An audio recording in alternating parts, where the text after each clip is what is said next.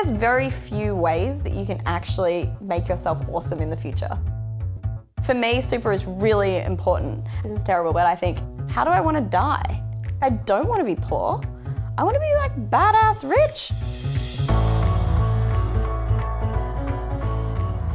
I'm Laura Higgins from ASIC, and we're here today with Sarah Moran. Thanks for joining us. Thank you. And we're here to talk about money, get women talking about money, and we're really keen to hear kind of your money story. So when did you kind of realize money was a thing? Well, interestingly, I grew up thinking that I was rich. I came from a regional area and it had a high unemployment rate, so comparatively to the people around me, I was really well off. And then when I went to university, I ate tin spaghetti for 6 weeks in a row because I couldn't afford to live. I was just like, I don't know how money works.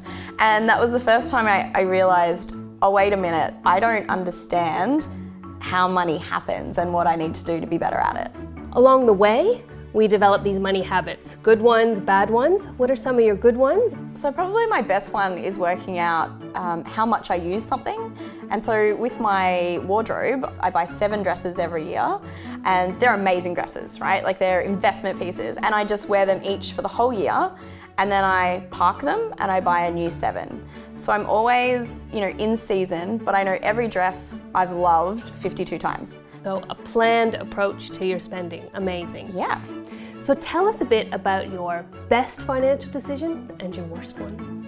So I think the best financial decisions I make are for my company, because I know, I have mouths to feed. I have a business to run. The worst decisions that I make are always personal. So, of course, I bought a house full of furniture on one of those lovely pay it later cards, which is great. I paid it off. I did.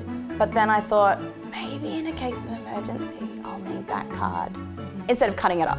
Yes. And so when I started my business, I did need that card. And so I'm still paying it off.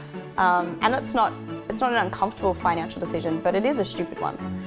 There were other ways I could have paid for that, but that was just sitting there in my drawer. And so of course it was the easiest at the time. And so now I'm paying a hell of a lot of interest. So around your best financial decisions, how do you get there? Like you talk about that responsibility and understanding the magnitude of those decisions, but what are there steps that you follow to make sure you're confident that's a good financial decision? Well, I always seek external advice if it's something I don't know yet. And I'm happy to pay for that advice, and that has paid back so much to me. So, getting a good accountant who can talk to me about the things I don't understand. I've had accountants in the past who have said, I'll just make that problem go away for you. I'm like, no, but I don't understand the problem.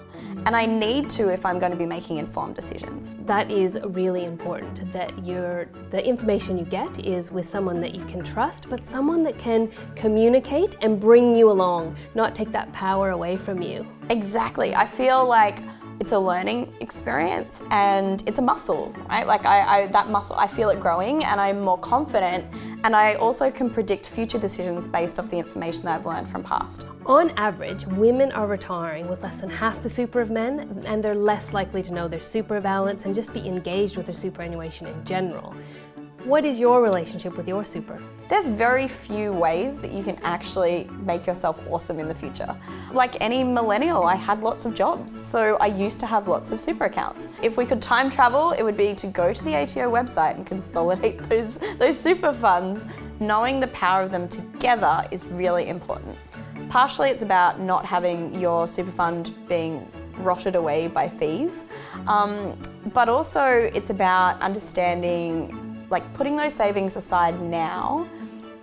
The fact you can't touch them is amazing. If you're a terrible saver, too bad. Super's gonna save for you, and that's something to be really excited about. Being that I'm a big picture, long-term, lofty thinker, I think, this is terrible, but I think, how do I want to die? And I think I don't want to be poor. I want to be like badass rich. So for me, super is really important. And it's probably knowing those statistics that has really motivated me to get my act together, because I don't want to be in that statistic. So what advice would you give your younger self about money? Well, it's funny how even from my first job, the piece of advice was how much of your paycheck should you put aside. And the paycheck was so tiny that I thought it would have no impact. Even though at school I was learning about compound interest and all of those things, I just thought, oh yeah, but I'll get around to that. Like when I have more money, I'll put more money aside. But I just didn't understand that money doesn't work like that, and our spending habits don't work that way.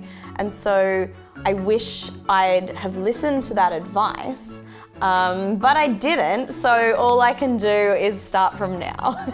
And you're making up for it now. Absolutely, and I'm trying to double down and sort of do twice as much. But that's just not how it works, and I wish I knew that then. Sarah, thanks for being with us today. It's been great chatting to you. I've learned a lot. I'm inspired. Thanks for having me. It's just good to hang out with your girl gang and chat about money. Absolutely.